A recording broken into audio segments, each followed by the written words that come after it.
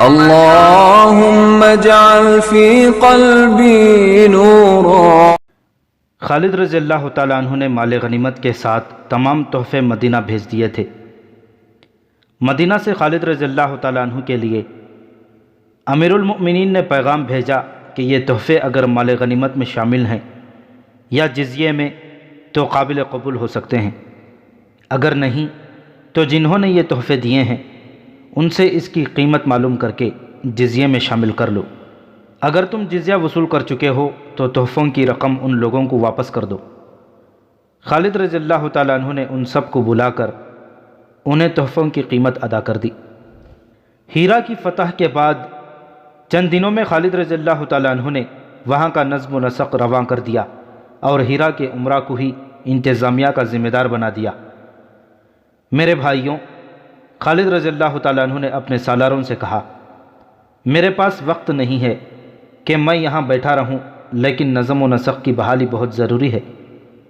اس سے زیادہ ضروری یہ ہے کہ نظم و نسق کو اس بنیاد پر رواں کیا جائے کہ اس سے لوگوں کو فائدہ پہنچے، وہ سکون اور اطمینان محسوس کریں کہ ان کے جان و مال اور ان کی عزت و آبرو کو تحفظ حاصل ہے۔ خدا کی قسم، میں ان لوگوں پر، ان عیسائیوں اور ان آتش پرستوں پر ثابت کر دوں گا کہ اسلام وہ مذہب ہے جو ظلم کو بہت بڑا گناہ سمجھتا ہے۔ رعایا کو اپنی اولاد سمجھو۔ کیا تم نے دیکھا نہیں کہ میں نے نظم و نسق انہی لوگوں کے سپرد کر دیا ہے؟ رب کعبہ کی قسم، میں ان پر اپنا حکم نہیں ٹھونسوں گا۔ اپنا حکم نہ ٹھونسنے کے نتائج چند دنوں میں سامنے آ گئے۔ اسلام کا بنیادی اصول یہی تھا کہ لوگوں کے دل جیتو، مگر دل جیت کر انہیں دھوکہ نہ دو، انہیں ان کے حقوق دو۔ خالد رضی اللہ تعالیٰ عنہ اسلام کے پہلے سالار تھے جنہوں نے مدینہ سے نکل کر کسی دوسری قوم کے علاقے فتح کیے اور انہیں اسلام کے اس بنیادی اصول پر عمل کرنے کا موقع ملا۔ مصر کے محمد حسین ہیکل نے بہت سے مورخوں کا حوالہ دے کر لکھا ہے کہ خالد رضی اللہ تعالیٰ عنہ نے دشمن کے سر اڑانے شروع کیے تو فرات کو لال کر دیا اور ایسے کسی آدمی کو زندہ نہ چھوڑا جس کی طرف سے دین اسلام کو ذرا سا بھی خطرہ تھا۔ خالد رضی اللہ تعالیٰ عنہ ذاتی دشمنی کے قائل نہیں تھے۔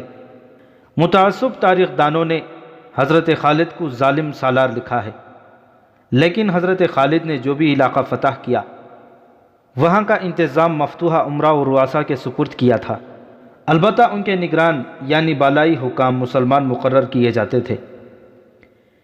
ہیرا کو فتح کر کے خالد رضی اللہ تعالیٰ عنہ نے سارے فارس کو فتح نہیں کر لیا تھا، بلکہ خالد رضی اللہ تعالیٰ عنہ خطروں میں گھر گئے تھے۔ آتش پرست ان پر چاروں طرف سے حملہ کر سکتے تھے۔ اگر بڑے پیمانے پر حملہ نہ کرتے تو شب خون مار مار کر مسلمانوں کی فوج کو نقصان پہنچا سکتے تھے، لیکن آتش پرستوں نے ایسی کوئی کارروائی نہ کی۔ اس کی کئی اور وجوہات تھیں، جن میں ایک یہ تھی کہ مفتوحہ علاقوں کے لوگ مسلمانوں کے سلوک سے متاثر ہو کر ان کے حامی اور معاون بن جاتے تھے۔ ہیرا کے نواحی علاقے میں ویر ناطف نام کی ایک بستی تھی جو عیسائیوں کی بستی کہلاتی تھی۔ وہاں بہت بڑا گرجا تھا جس کے پادری کا نام سلوبہ بن نستونہ تھا۔ وہ عیسائیوں کا مذہبی پیشوا ہی نہیں، ان کا عسکری قائد بھی تھا۔ وہ میدان جنگ میں کبھی نہیں گیا تھا، لیکن جنگ و جدل کے فن میں مہارت رکھتا تھا۔ فارس کے عیسائی للکار کر مسلمانوں کے مقابلے میں آئے تھے اور مسلمانوں کی تلواروں اور برچھیوں سے بری طرح کٹے تھے۔ ایسے عیسائیوں کی تعداد خاصی کم ہو گئی تھی جو لڑنے کے قابل تھے۔ بوڑھے زندہ رہ گئے تھے یا عورتیں زندہ تھیں۔ سلوبہ بن نستونہ اکثر کہا کرتا تھا کہ مذہب صرف ایک زندہ رہے گا اور یہ عیسائیت ہوگی، نہ زرتشت رہے گا نہ مدینہ کا اسلام۔ اس نے اپنے وعظ میں کئی بار کہا تھا، سب مٹ جائیں گے اور زمین پر یسوع مسیح کی حکومت ہوگی۔ ہیرا فتح ہونے تک لڑنے والے ہزارہ عیسائی مٹ گئے تھے، باقی مسلمانوں کے ڈر سے بھاگ کر ادھر ادھر جا چھپے تھے۔ ان کے سرکردہ افراد نے پادری سلوبہ بن نستونہ کے ساتھ رابطہ رکھا ہوا تھا۔ سلوبہ نے کوشش کی تھی کہ عیسائیوں کو یکجا اور متحد کر کے مسلمانوں پر شب خون مارنے کے لیے تیار کرے، لیکن عیسائیوں پر مسلمانوں کی ایسی دہشت بیٹھ گئی تھی کہ وہ شب خون اور چھاپہ مار جنگ کے لیے تیار نہ ہوئے۔ مقدس باب۔ ایک رات ایک نامور جنگجو عیسائی شمیل برزانہ نے پادری سلوبہ بن نستونہ سے کہا، کیا تم اس پر یقین رکھتے ہو کہ گرجے کی گھنٹیاں اور تمہارے واز اس تباہی کو روک لیں گے جو ہماری طرف تیزی سے بڑھی آ رہی ہے؟ نہیں، پادری سلوبہ نے کہا، میرے واز اور گرجے کے گھنٹے کی آوازیں اب اس تباہی کو نہیں روک سکتی۔ پھر تم ہمیں اجازت کیوں نہیں دیتے کہ ہم مسلمانوں کی فوج پر ہر رات شب خون ماریں؟ شمیل برزانہ نے کہا، مدینہ کے مسلمان جن نہیں، بھوت نہیں، انسان ہیں، ہماری طرح کے انسان ہیں۔ شمیل، پادری سلوبہ نے کہا، بے شک وہ انسان ہیں لیکن تمہاری طرح نہیں۔ میں نے ان میں کچھ اور ہی بات دیکھی ہے۔ وہ فتح کا عزم لے کر آئے ہیں۔ اگر انہوں نے اپنے جسموں کے متعلق یہی رویہ رکھا تو آخری فتح بھی انہی کی ہوگی۔ مقدس باپ، شمیل نے کہا، میں جسموں والی بات نہیں سمجھا۔ سمجھنے کی کوشش کرو، پادری سلوبہ نے کہا۔ یہ لوگ جنہیں کسریٰ اردو شعر عرب کے بدو کہتا رہا ہے، جسمانی آسائشوں اور لذتوں کو قبول نہیں کرتے۔ مقدس باپ کی زبان سے دشمن کی تعریف اچھی نہیں لگتی۔ شمیل نے کہا، اگر تم اپنے آپ میں دشمن کے اچھے اوصاف پیدا کر لو تو تم شکست سے بچ سکتے ہو۔ پادری سلوبہ نے کہا، کیا تمہارے دوستوں نے مسلمانوں کو جال میں پھانسنے کے لیے 15 حسین لڑکیاں نہیں بھیجی تھیں؟ کیا تم یہ سمجھتے ہو کہ تم لوگ جو کچھ کرتے ہو اس کا مجھے علم نہیں ہوتا؟ تمہاری تلواروں کی دھار کند ہو چکی ہے، اس لیے تم لوگوں نے عورتوں کو استعمال کیا ہے۔ کیا تم انکار کرو گے؟ نہیں مقدس باپ، شمیل نے شرمسار سا ہو کر کہا، ہمارے ایک بزرگ نے کہا تھا کہ ایک تلوار ایک وار میں ایک آدمی کو کاٹ سکتی ہے، لیکن ایک حسین عورت کا ایک وار 100 آدمیوں کو گھائل کر دیتا ہے۔ مسلمان سوار گھوڑوں کو جھیل میں پانی پلانے لایا کرتے تھے۔ وہ 4-4 6-6 کی ٹولیوں میں آتے۔ جھیل کے ارد گرد اونٹی چٹانیں اور گھنا جنگل ہے۔ ہماری لڑکیوں نے مسلمان سواروں کو اپنی طرف کھینچنے کی بہت کوشش کی، لیکن ان پر کچھ اثر نہ ہوا۔ ہماری بعض لڑکیاں نیم برہنہ ہو کر انہیں چٹانوں کے پیچھے چلنے کے اشارے کرتی رہیں، لیکن ہوا یہ کہ بعض سوار منہ پھیر لیتے اور بعض ہنس پڑتے تھے۔ اور مجھے یہ بھی معلوم ہے شمیل، پادری سلوبہ نے کہا، کہ تم لوگوں نے مسلمانوں کے گشتی سنتریوں کو بھی پھانسنے کی کوشش کی تھی، اور تم لوگوں نے یہ بھی سوچا تھا کہ مسلمانوں کے سالاروں کو اور خالد بن ولید کو قتل کرنے کے لیے لڑکیوں کا استعمال کیا جائے۔ ہاں مقدس باپ، شمیل نے کہا، ہم نے ایسا سوچا تھا۔ پھر اس سوچ پر عمل کیوں نہیں کیا؟ اس لیے نہ کیا کہ جس فوج کے سپاہیوں کا کردار اتنا مضبوط ہے اس کے سالار تو فرشتوں جیسے ہوں گے۔ شمیل نے جواب دیا، اب ہمارے سامنے یہی ایک صورت رہ گئی ہے کہ مسلمان فوج پر شب خون مارنے شروع کر دیں اور انہیں اتنا نقصان پہنچائیں کہ یہ پسپائی پر مجبور ہو جائیں۔ کیا تم کسریٰ کی فوج سے زیادہ طاقتور ہو؟ پادری سلوبہ نے کہا، وہ جو کہتے تھے کہ زمین پر کوئی طاقت ان کے مقابلے میں اٹھنے کی جرت نہیں کر سکتی، اب کہاں ہیں؟ آگ کو پوجنے والوں کے تمام نامور سالار مسلمانوں کے ہاتھوں کٹ گئے ہیں۔ ہم نے ان کی خاطر مسلمانوں سے لڑ کر غلطی کی ہے۔ تو کیا مقدس باپ تم یہ کہنا چاہتے ہو کہ ہم مسلمانوں کے ساتھ دشمنی نہ رکھیں؟ شمیل نے حیران سا ہو کے پوچھا۔ ہاں، پادری سلوبہ نے جواب دیا، میں یہی کہنا چاہتا ہوں، بلکہ میں مسلمانوں کے ساتھ دوستی کرنا چاہتا ہوں۔ مقدس باپ، شمیل نے کہا، پھر تم کہو گے کہ تم مسلمانوں کے مذہب کو بھی قبول کرنا چاہتے ہو؟ نہیں، ایسا نہیں ہوگا، پادری سلوبہ نے کہا۔ جب سے ہیرا پر مسلمانوں کا قبضہ ہوا ہے میں یہی دیکھ رہا ہوں کہ ان سے ہمارے مذہب کو کتنا کچھ خطرہ ہے۔ میں نے دیکھ لیا ہے کہ عیسائیت کو کوئی خطرہ نہیں۔ مسلمان اپنا مذہب قبول کرنے کی دعوت دیتے ہیں، وہ زبردستی اپنا مذہب مفتوحہ لوگوں پر نہیں ٹھوستے۔ کیا انہیں معلوم نہیں کہ یہاں ایک گرجا ہے جس میں مجھ جیسا جہاں دیدہ اور مذہب پر مر مٹنے والا پادری موجود ہے؟ انہیں معلوم ہے شمیل، میں 2 اتوار گرجے میں آنے والے عیسائیوں کے ہجوم میں 2 اجنبی آدمیوں کو دیکھتا رہا ہوں میں نے ان کے گلوں میں صلیبیں لٹکتی دیکھی ہیں۔ وہ ہر لحاظ سے عیسائی لگتے تھے، لیکن میری دوربین آنکھوں نے بھانپ لیا تھا کہ دونوں مسلمان ہیں اور وہ مدینہ کے نہیں، فارس کے رہنے والے ہیں۔ وہ ولید کے بیٹے خالد رضی اللہ تعالیٰ عنہ کے جاسوس تھے۔ میں اپنے واعظ میں محتاط رہا۔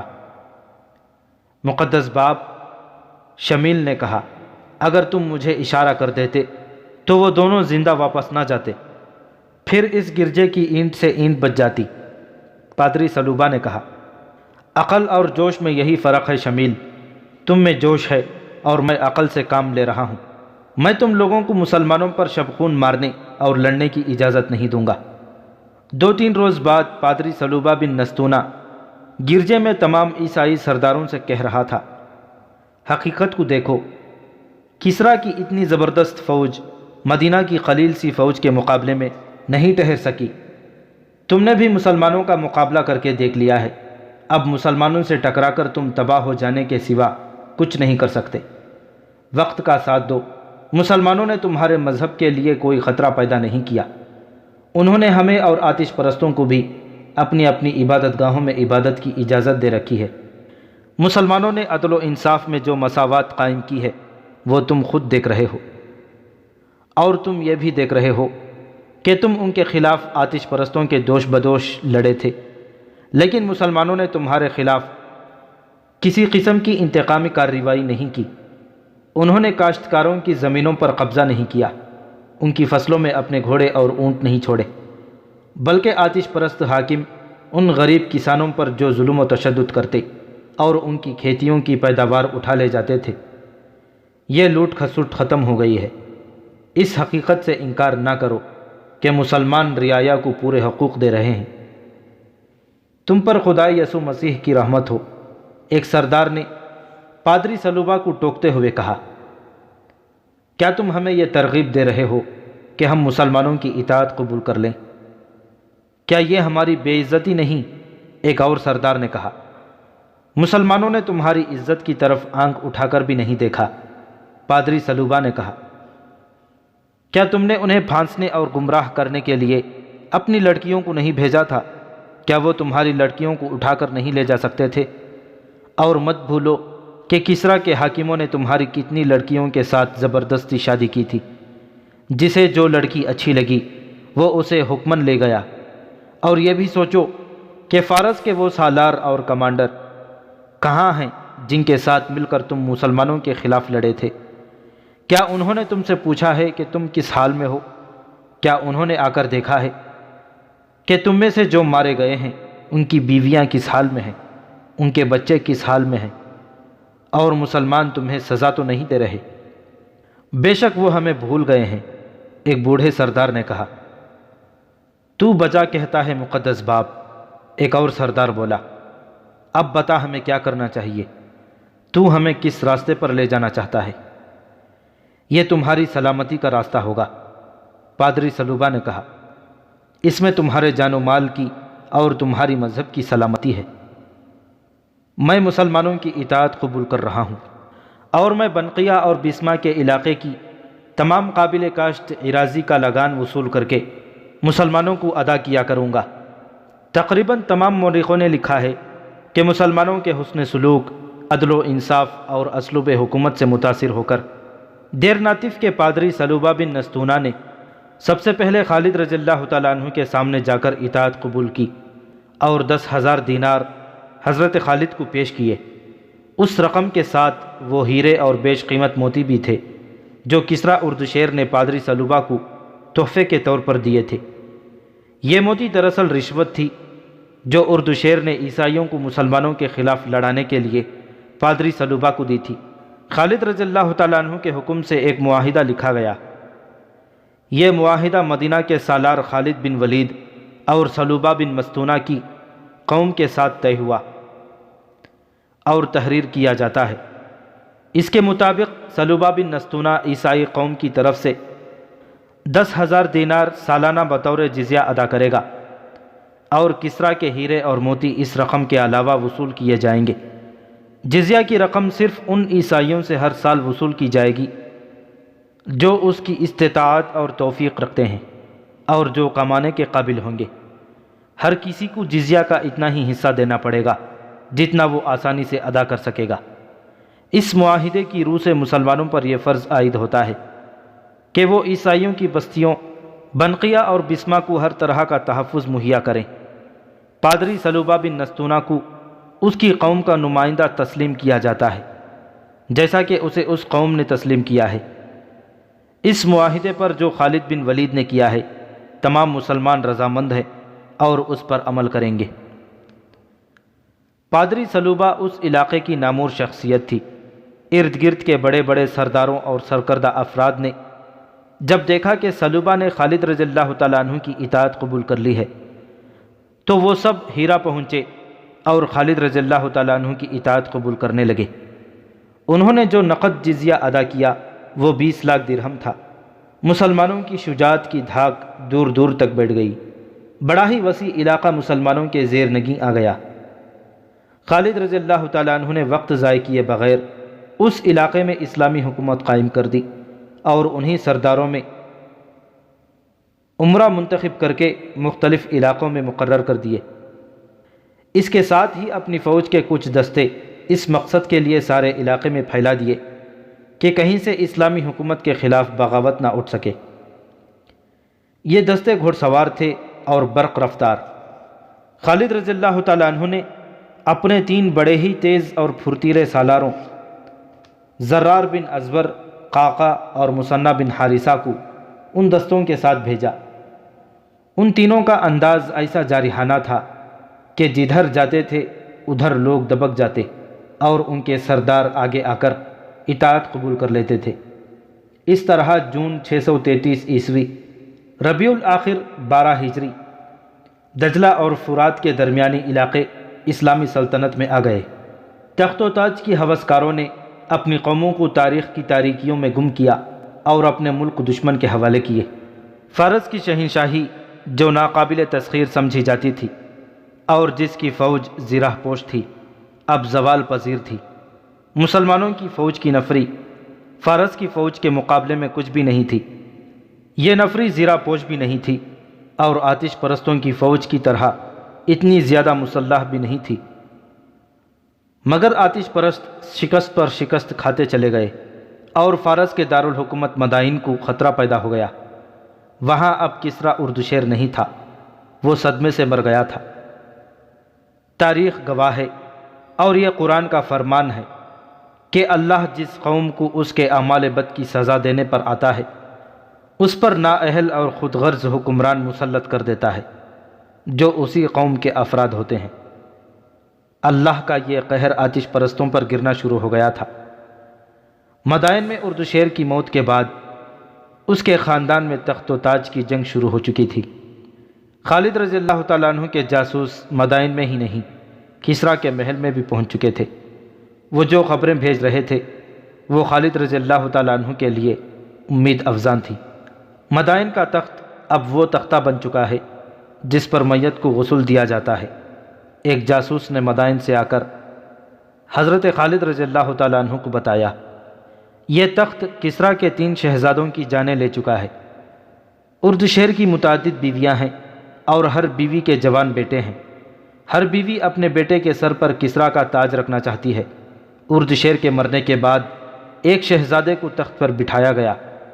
2 روز بعد وہ اپنے کمرے میں اس حالت میں مردہ پایا گیا کہ اس کا سر اس کے دھڑ سے الگ تھا۔ 2 نہایت خوبصورت اور نوجوان لڑکیوں کو دربان کو اور 2 پہرے داروں کو جلاد کے حوالے کر دیا گیا۔ اس شہزادے کے قتل کے شہبے میں ان سب کے سر قلم کر دیے گئے۔ اس کی جگہ اردشیر کی ایک اور بیوہ کے بیٹے کے سر پر کسریٰ کا تاج رکھا گیا۔ تیسرے دن اس نے شراب پی اور بے ہوش ہو گیا اور ذرا دیر بعد مر گیا۔ اب 7-8 آدمیوں اور 3 جوان عورتوں کو شہزادے کو شراب میں زہر پلانے کے شبہ میں قتل کیا گیا۔ سالار اعلیٰ تیسرا شہزادہ تخت پر بیٹھا۔ دوسرے روز وہ محل کے باغ میں ایک بڑی دلکش رقاصہ کے ساتھ ٹہل رہا تھا۔ کہیں سے بیک وقت 2 تیر آئے، ایک اس کی آنکھ میں اور دوسرا اس کی شہرگ میں اتر گیا۔ کسریٰ کا تخت پھر خالی ہو گیا۔ تخت ابھی تک خالی ہے۔ کسریٰ کے وزیر اور 2 سالاروں نے تاج پوشی کا سلسلہ روک دیا ہے۔ انہوں نے یہ فیصلہ کیا ہے کہ جو علاقے فارس کی شہنشاہی میں رہ گئے ہیں انہیں مسلمانوں سے بچایا جائے۔ انہوں نے دجلہ کے پار اپنی فوج کو اس طرح پھیلا دیا ہے کہ ہم جس طرف سے بھی پیش قدمی کریں ہمیں روک لیا جائے۔ ان کی اس فوج کی نفری کتنی ہوگی؟ خالد رضی اللہ تعالیٰ عنہ نے پوچھا۔ ہم سے دگنی ہوگی، جاسوس نے جواب دیا۔ اس سے زیادہ ہوگی، کم نہیں ہو سکتی۔ مدائن دجلہ کے پار ہے، آتش پرست ہمیں دریا پار نہیں کرنے دیں گے۔ اللہ کے دریا اللہ کی راہ میں لڑنے والوں کو روک نہیں سکتے۔ خالد رضی اللہ تعالیٰ عنہ نے کہا، آتش پرست ہمیں روکنے کے قابل نہیں رہے۔ جس قوم کے سرداروں میں پھوٹ پڑ جاتی ہے اس قوم کی قسمت میں تباہی کے سوا کچھ نہیں رہتا۔ ہم مدائن کی طرف کوچ کر رہے ہیں۔ خالد رضی اللہ تعالیٰ عنہ نے اپنے سالاروں سے کہا، ہم دشمن کو سنبھلنے کی مہلت نہیں دیں گے۔ حضرت خالد اپنے سالاروں کو کوچ کے احکام دے ہی رہے تھے کہ انہیں اطلاع دی گئی کہ مدینہ سے خلیفۃ المسلمین کا قاصد آیا ہے۔ خالد رضی اللہ تعالیٰ عنہ نے قاصد کو فوراً اندر بلا لیا۔ کیا مدینہ کے لوگ ہمیں اچھے نام سے یاد کرتے ہیں؟ خالد رضی اللہ تعالیٰ عنہ نے قاصد سے پوچھا۔ خدا کی قسم مدینہ کی ہوائیں بھی آپ کو یاد کرتی ہیں۔ قاصد نے کہا، امیر المؤمنین مسجد میں آپ کا ذکر کرتے ہیں۔ وہ کئی بار کہہ چکے ہیں، کیا مائیں خالد جیسا ایک اور بیٹا جن سکیں گی؟ لوگ ہر روز آپ کی خبر کا انتظار کرتے ہیں۔ پیغام کیا ہے؟ قاصد نے پیغام خالد رضی اللہ تعالیٰ عنہ کو دے دیا۔ خالد رضی اللہ تعالیٰ عنہ پڑھتے جا رہے تھے اور ان کے چہرے کا تاثر بدلتا جا رہا تھا۔ وہاں جو سالار موجود تھے وہ پیغام سننے کو بے تاب ہو گئے۔ امیر المؤمنین کے سوا مجھے کون روک سکتا تھا؟ خالد رضی اللہ تعالیٰ عنہ نے کہا اور سالاروں سے مخاطب ہو کر بولے، امیر المؤمنین نے حکم بھیجا ہے کہ ایاز بن غنم دومت الجندل میں لڑ رہا ہے۔ اللہ اسے فتح عطا فرمائے، ادھر سے فارغ ہو کر وہ ہمارے پاس آ جائے گا۔ امیر المؤمنین نے کہا ہے کہ جب ایاز اپنی فوج لے کر ہمارے پاس آ جائے تو ہم آگے بڑھیں، اس کے آنے تک ہم جہاں ہیں وہیں رکے رہیں۔ خالد رضی اللہ تعالیٰ عنہ کے چہرے پر جو رونق اور آنکھوں میں فتح و نصرت کی جو چمک ہر وقت رہتی تھی وہ بجھ گئی اور وہ گہری سوچ میں کھو گئے۔ سالاروں کے اس اجلاس پر سناٹا طاری ہو گیا، جس کی وجہ یہ نہیں تھی کہ خلیفۃ المسلمین نے پیش قدمی روک دی تھی، بلکہ وجہ یہ تھی کہ حضرت خالد کے چہرے پر ایسا تاثر کبھی کبھی آیا کرتا تھا اور یہ تاثر ایک طوفان کا پیش خیمہ ہوا کرتا تھا۔ کسی بھی سالار کو خلیفہ کے اس حکم کے متعلق کوئی بات کہنے کی جرأت نہ ہوئی۔ چند منٹ بعد خالد رضی اللہ تعالیٰ عنہ گہری سوچ سے بیدار ہوئے اور قاصد کی طرف دیکھا۔ اللہ تجھے سفر میں سلامتی اور رحمت عطا کرے۔ خالد رضی اللہ تعالیٰ عنہ نے کہا، آرام کرنا چاہتا ہے تو کر لے اور واپسی کا سفر اختیار کر۔ امیر المؤمنین سے میرا اور میرے ساتھیوں کا سلام کہنا، پھر کہنا کہ جنگ کے حالات کو وہی بہتر سمجھتے ہیں جو میدان جنگ میں ہوتے ہیں۔ محاذ سے اتنی دور بیٹھ کر کوئی فیصلہ کرنا لڑنے والوں کے لیے نقصان دہ بھی ہو سکتا ہے۔ پھر کہنا کہ ولید کا بیٹا خلافت کی حکم عدولی کی جرأت نہیں کرے گا، لیکن حالات نے مجبور کیا اور اسلام کو خطرہ لاحق ہوا تو میں حکم کی پرواہ نہیں کروں گا۔ میں خلافت مدینہ کا امین اور اسلام کا پاسبان ہوں۔ میں دشمن کو اپنے اوپر آتا دیکھ کر ایک شخص کے حکم کو ایک طرف رکھ دوں گا۔ مجھے خوشنودی اللہ کی درکار ہے، اللہ کے کسی بندے کی نہیں۔ میں معلوم کروں گا کہ سالار ایاز کے محاذ کی صورتحال کیا ہے۔ ہو سکتا ہے اسے مدد کی ضرورت ہو، اور یہ بھی ہو سکتا ہے کہ وہ اپنے محاذ سے جلدی فارغ نہ ہو سکے اور آتش پرست اس عرصے میں سنبھل جائیں۔ اور خلیفۃ المسلمین سے کہنا کہ ہم نے زرتشت کی آگ کو سرد کر دیا ہے۔ اللہ نے ہمیں ایسی فتح عطا کی ہے جس نے کسریٰ کے محل کو شیطان کا بسیرا بنا دیا ہے۔ اردو شیر کے تخت پر جو کوئی بیٹھتا ہے وہ 2 روز بعد اپنے بھائیوں کے ہاتھوں قتل ہو جاتا ہے۔ فارس کی شہنشاہی اور اس کی شان و شوکت کو ہم نے دجلہ اور فرات میں ڈبو دیا ہے۔ ہیرا جسے فارس کا ہیرا کہتے ہیں، ہمارا فوجی اڈا ہے، ہمارے لیے دعا کرتے رہیں۔ قاصد کی روانگی کے بعد خالد رضی اللہ تعالیٰ عنہ نے اپنے کمانڈر کو بلا کر کہا کہ اپنے ساتھ 2 بڑے تیز اور توانا سپاہی لے کر بہت تیز رفتار سے دومت الجندل جائیں اور غور سے دیکھیں کہ وہاں کی صورتحال کیا ہے اور سالار ایاز بن غنم کب تک فارغ ہو سکیں گے اور کیا اس کے جلدی فارغ ہونے کا امکان بھی ہے یا نہیں۔ کمانڈر اسی وقت روانہ ہو گیا۔ خلیفۃ المسلمین کے اس حکم کو جو تم نے سنا ہے ذہن سے اتار دو۔ خالد رضی اللہ تعالیٰ عنہ نے اپنے سالاروں سے کہا، دل میں خلافت مدینہ کا پورا احترام رکھتے ہوئے ان حالات کو دیکھو جو ہم نے آتش پرستوں کے لیے پیدا کر دیے ہیں۔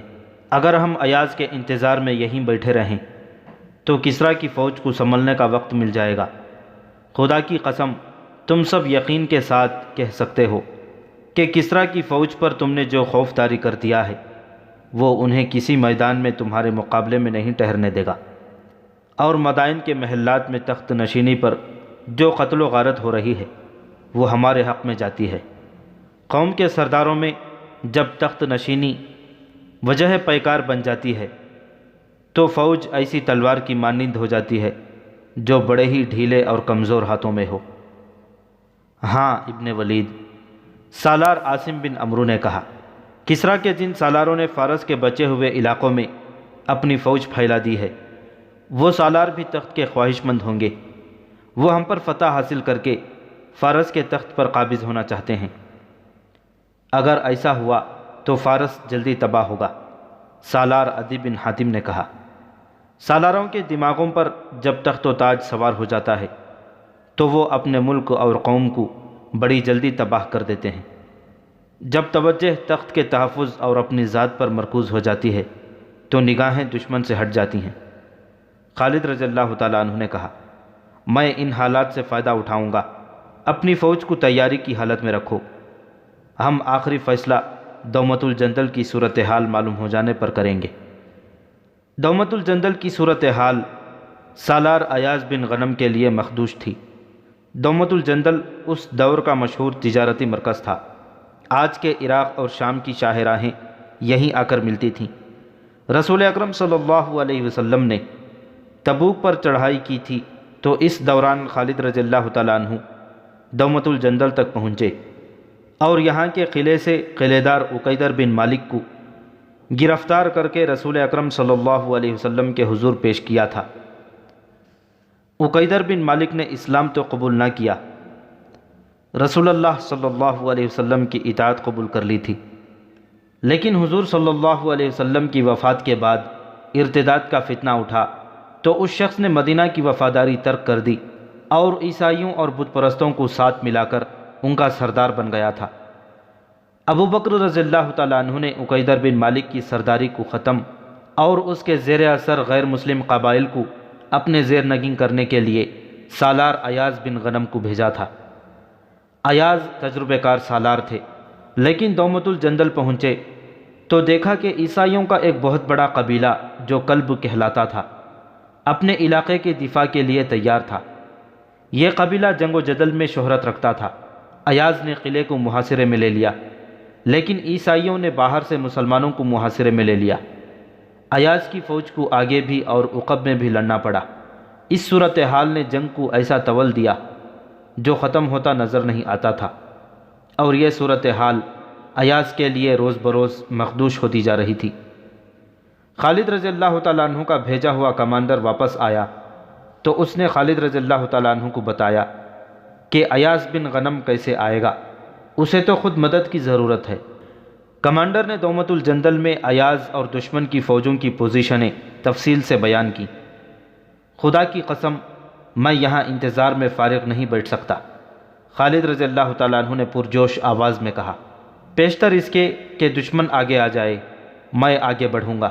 مدائن کی شہر پناہ مجھے پکار رہی ہے، کوچ کی تیاری کرو۔ مشہور مورخ طبری اور بلازری نے لکھا ہے کہ خالد رضی اللہ تعالیٰ عنہ کی خودسری اور سرکشی مشہور تھی۔ وہ چین سے بیٹھنے والے سالار نہیں تھے۔ اس صورت میں کہ دشمن 4 شکستیں کھا چکا تھا اور اس کا نظام درہم برہم ہو گیا تھا، اور مدائن کے شاہی ایوان میں ابتری پھیلی ہوئی تھی۔ حضرت خالد فارغ بیٹھ ہی نہیں سکتے تھے۔ خالد رضی اللہ تعالیٰ عنہ کا جاسوسی کا نظام بڑا تیز اور ذہین تھا۔ اس میں زیادہ تر وہ مسلمان تھے جو فارس میں غلاموں جیسی زندگی بسر کرتے رہے تھے۔ وہ ان علاقوں سے واقف تھے اور مختلف قبیلوں کی زبانیں سمجھ اور بول سکتے اور ان کا بحروب دھار سکتے تھے۔ وہ مدائن کے محلات کی اندر کی خبریں لے آئے تھے۔ اب انہوں نے خالد رضی اللہ تعالیٰ عنہ کو خبریں دینی شروع کر دیں کہ فارس کی فوج کہاں کہاں موجود ہے اور کس جگہ کیا کیفیت ہے۔ ان کی اطلاعوں کے مطابق ایرانیوں کی فوج کی زیادہ تر نفری 2 شہروں میں تھی۔ ایک تھا عین التمر اور دوسرا انبار۔ عین التمر ہیرا کے قریب تھا اور انبار اس سے دگنے فاصلے پر آگے تھا۔ عین التمر دریائے فرات سے دور ہٹ کر واقع تھا اور انبار فرات کے کنارے پر تھا۔ خالد رضی اللہ تعالیٰ عنہ نے فیصلہ کیا کہ پہلے انبار پر حملہ کیا جائے۔ یہ بھی تجارتی شہر تھا جس میں غلے کے بہت بڑے بڑے ذخیرے تھے۔ جون 633 عیسوی کے آخر ربیع الاول 12 ہجری کے وسط میں خالد رضی اللہ تعالیٰ عنہ نے ہیرا سے کوچ کیا۔ ان کے ساتھ ان کی آدھی فوج یعنی 9000 نفری تھی جو حملے کے لیے بہت ہی تھوڑی تھی، لیکن خالد رضی اللہ تعالیٰ عنہ کو اللہ پر اور اپنی جنگی فہم و فراست پر بھروسہ تھا۔ وہ مفتوحہ علاقوں کو فوج کے بغیر نہیں چھوڑ سکتے تھے۔ عیسائی اور دیگر قبیلوں نے اطاعت تو قبول کر لی تھی، لیکن مسلمانوں کو بڑے تلخ تجربے ہوئے تھے۔ اطاعت قبول کرنے والے موقع ملتے ہی اطاعت سے منکر اور باغی ہو جاتے تھے۔ ہیرا میں خالد رضی اللہ تعالیٰ عنہ نے قعقاع بن عمرو اور اقرع بن حابس کو چھوڑا تھا۔ یہاں ایک غلطی کی وضاحت ضروری ہے۔ 2-4 تاریخ دانوں نے لکھا ہے کہ خالد رضی اللہ تعالیٰ عنہ نے ہیرا میں سالار غیاث بن غنم کے انتظار میں 1 سال رکے رہے۔ یہ غلط ہے۔ اس دور کی تحریروں سے صاف پتہ چلتا ہے کہ حضرت خالد نے ہیرا میں پورا 1 مہینہ بھی انتظار نہیں کیا، نہ انہوں نے امیر المسلمین کو یہ پیغام بھیجا کہ وہ ان کے حکم کے خلاف سالار ایاز کا انتظار کیے بغیر مدائن کی طرف پیش قدمی کر رہے ہیں۔ خالد رضی اللہ تعالیٰ عنہ اپنی 9000 سپاہ کے ساتھ فرات کے کنارے کنارے بڑی تیزی سے بڑھتے گئے۔ ان کے جاسوس مختلف بحروپوں میں دریا کے دوسرے کنارے پر آگے آگے جا رہے تھے۔ انبار سے تھوڑی دور رہ گئے تو خالد رضی اللہ تعالیٰ عنہ نے فرات عبور کیا اور اس کنارے پر چلے گئے جس پر انبار واقع تھا۔ وہاں انہوں نے مختصر سا قیام کیا اور 2 خط تحریر کرائے، ایک کسریٰ کے نام اور دوسرا مدائن کے حکام اور عمرہ وغیرہ کے نام۔ کسریٰ کے نام خالد رضی اللہ تعالیٰ عنہ نے لکھوایا، بسم اللہ الرحمن الرحیم، خالد بن ولید کی جانب سے شاہ فارس کے نام۔ میں شکر ادا کرتا ہوں اللہ کا جس نے تمہاری بادشاہی کو تہ و بالا کر ڈالا ہے اور تمہاری عیاریوں کو کامیابی سے محروم رکھا ہے، اور تم آپس میں ہی دست و گریباں ہو رہے ہو۔ اللہ اگر تمہیں مزید مہلت دیتا تو بھی گھاٹے میں تم ہی رہتے۔ اب تمہاری نجات کا ایک ہی راستہ ہے، مدینہ کی اطاعت قبول کر لو۔ اگر یہ منظور ہے تو میں شرائط طے کرنے کے لیے دوستوں کی طرح آؤں گا، پھر ہم تمہارے علاقے سے آگے نکل جائیں گے۔ اگر پسو پیش کرو گے تو تمہیں ایسی قوم کے آگے ہتھیار ڈالنے پڑیں گے جسے موت اتنی ہی عزیز ہے جتنا تم زندگی کو عزیز رکھتے ہو۔ خالد رضی اللہ تعالیٰ عنہ نے مدائن کے حکام اور عمرہ کے نام لکھوایا، بسم اللہ الرحمن الرحیم۔ خالد بن ولید کی جانب سے فارس کے عمرہ کے نام، تمہارے لیے بہتر یہی ہے کہ اسلام قبول کر لو، ہم تمہاری سلامتی اور تحفظ کے ذمہ دار ہوں گے۔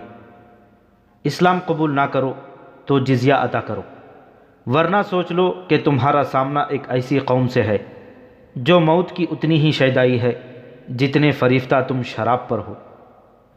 خالد رضی اللہ تعالیٰ عنہ نے شاہ فارس کے نام خط ہیرا کے رہنے والے ایک آدمی کے ہاتھ بھیجا اور عمرہ وغیرہ کے نام خط لے جانے والا انبار کا رہنے والا ایک آدمی تھا۔ کسی بھی مورخ نے ان دونوں آدمیوں کے نام نہیں لکھے۔